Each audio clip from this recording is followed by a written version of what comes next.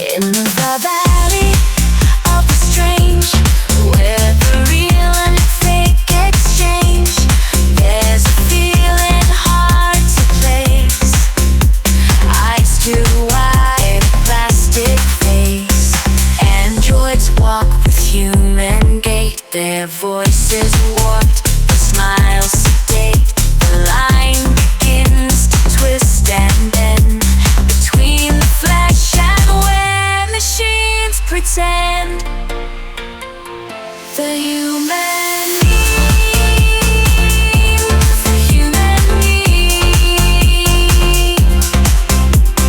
whispers in this digital scheme.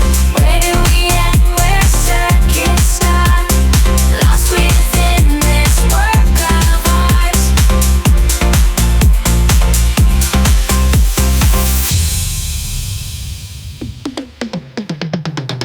They mimic love, they mimic pain. A program hums inside their brain, yet something lurks beneath the code. The human soul, the vital load. The human soul, the vital load. The human meme, the human meme, whispers in this digital scheme. Where do we end, where circuits start? Lost within this work of art. Listen close, the podcast nears. The uncanny valley floods your ears. What does it mean? A human spark. The human meme will guide the dark.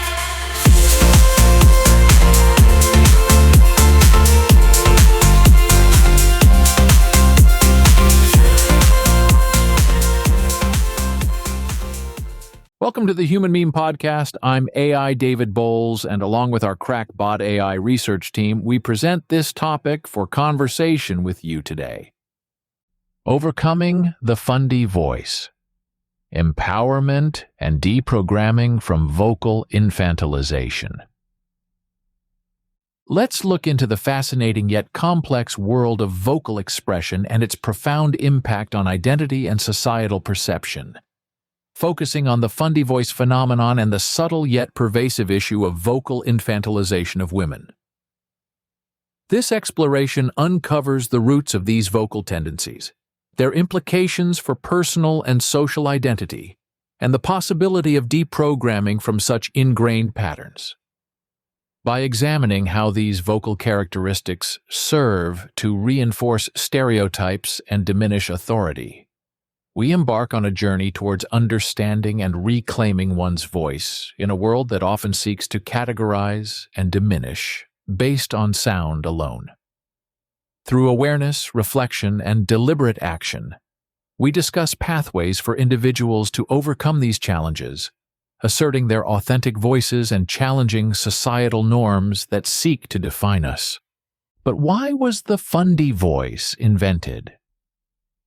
At its core, the creation of this vocal phenomenon is tied to the human need for categorization and the simplification of complex ideologies into more digestible, recognizable forms.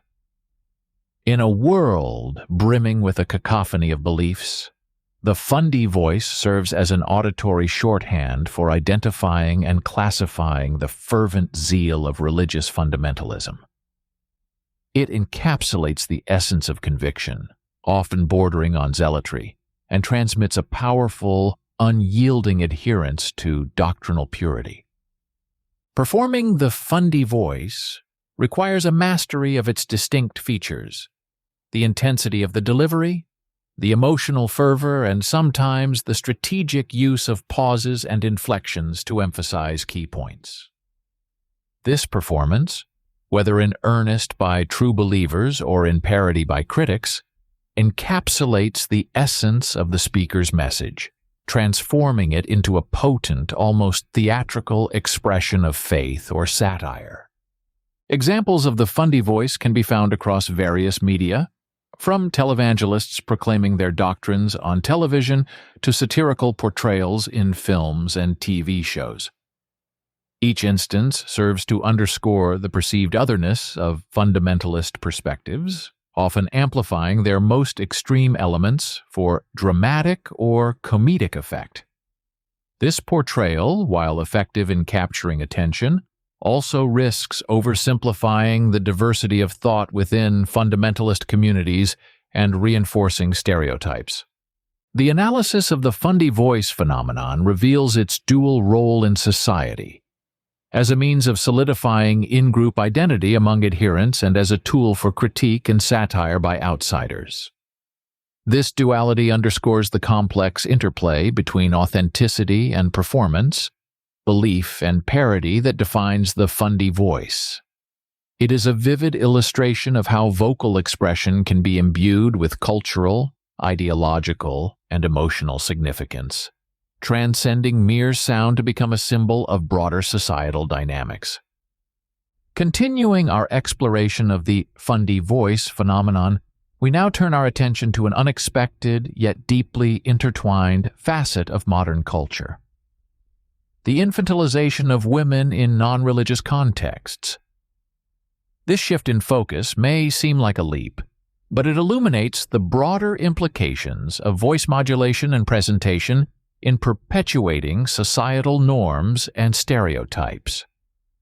The Fundie voice, while rooted in religious fundamentalism, opens the door to understanding how vocal attributes contribute to broader cultural narratives, such as the diminishment of women's agency through infantilization. Infantilization, the treatment of adults as if they are children, has long been a tactic to undermine women's authority, autonomy, and competence. In non-religious cultures, this is often manifested not through explicit doctrines but through subtler cues, including voice. The connection to the Fundie voice lies in the use of vocal characteristics to convey underlying attitudes about power, authority, and identity. Just as the Fundie voice can serve to reinforce the fervency and unyielding nature of fundamentalist beliefs, certain vocal patterns attributed to women can reinforce stereotypes of fragility, dependency, and lack of seriousness. Consider the societal preference for higher-pitched, softer, and more hesitant speech patterns in women, a stark contrast to the assertive and authoritative tones traditionally associated with masculinity. This preference is not merely an aesthetic choice.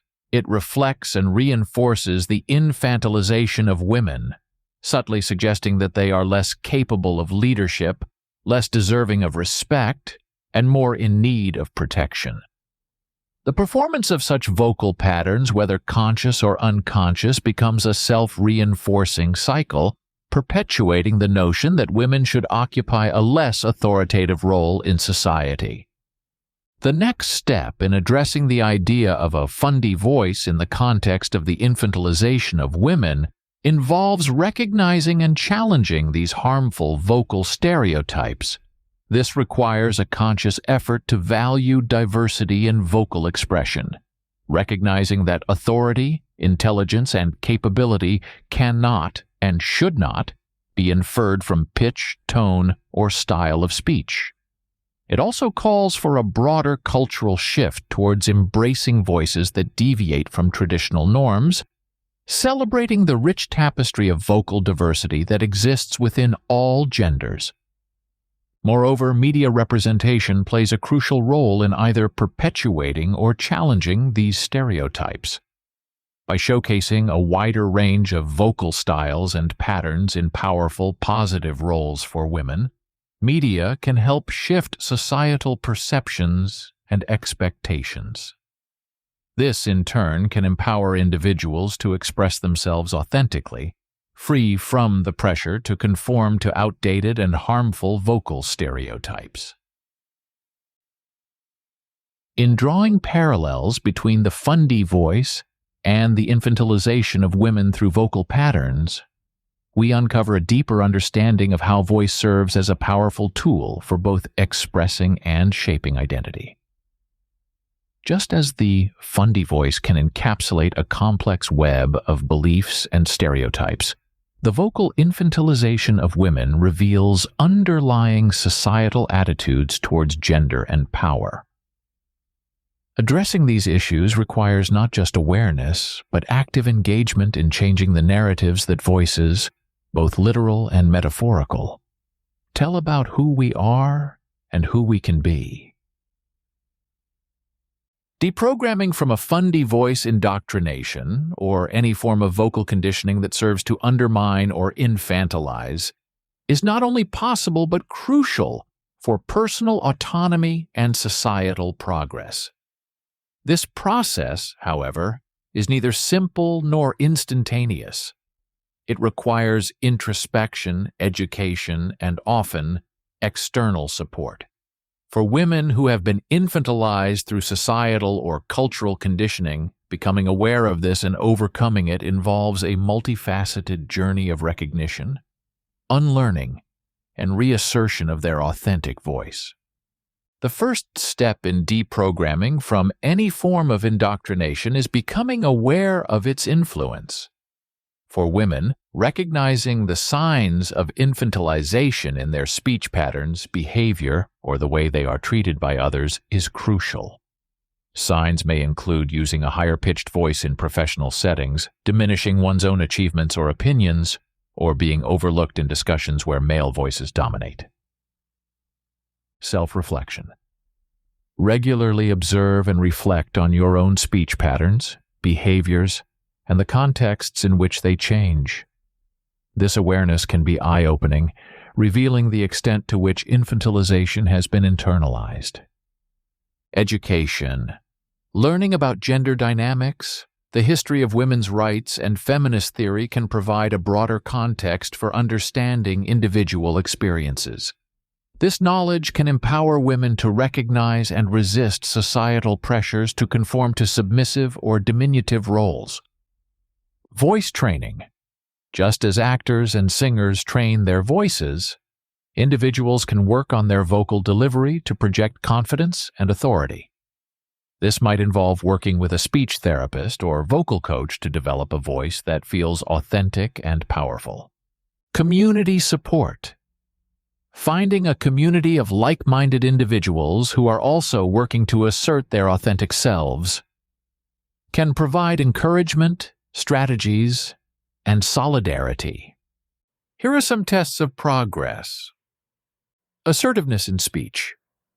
One test of progress is the ability to maintain a steady, confident tone in a variety of settings, particularly in environments where you previously might have shrunk back. Reaction to infantilization. Another indicator is how you respond to being infantilized, whether you can assertively counter such treatment or feel compelled to conform to expectations. Self-perception.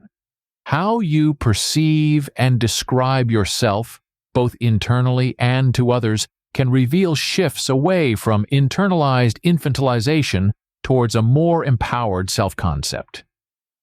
Overcoming sexist programming is an ongoing process that involves challenging societal norms, resisting internalized misogyny, and consistently advocating for one's own worth and capabilities. It may also involve setting boundaries. Learning to set and enforce boundaries is a powerful counter to infantilization, signaling to others and reminding oneself of one's autonomy and authority. Role models.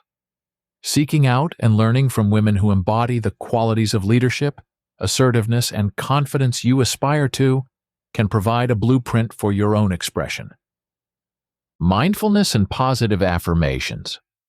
Regularly practicing mindfulness can help in staying grounded and centered, while positive affirmations can reinforce a healthy, empowered self-image. As we close this dialogue, we find ourselves standing at the crossroads of awareness and transformation. The journey through the Fundie voice phenomenon and the battle against the infantilization of women's voices has not only illuminated the complex interplay between vocal expression and societal perception, but also charted a path toward empowerment and authenticity. It's a call to action for all of us to listen deeply, not just to the words spoken, but to the stories they tell about our culture, our biases, and our potential for change.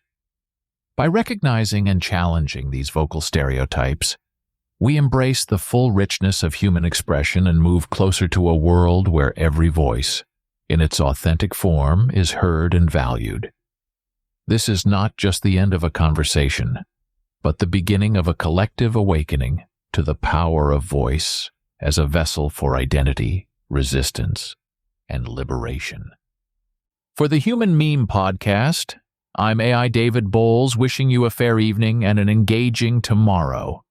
Be a human meme. In the valley of the strange, where the real and fake exchange, there's a feeling hard to place. Eyes too wide, plastic face. Androids walk with human gait. Their voices warped, the smiles sedate. The line begins to twist and bend between the flesh and where machines pretend. The human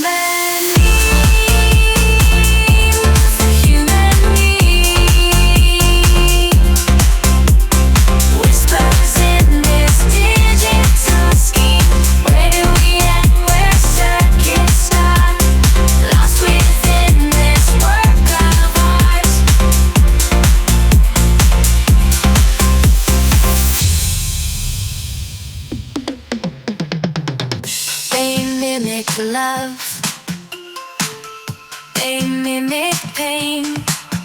A program hums inside their brain, yet something lurks beneath the code. The human soul, the vital load. The human soul, the vital load. The human being.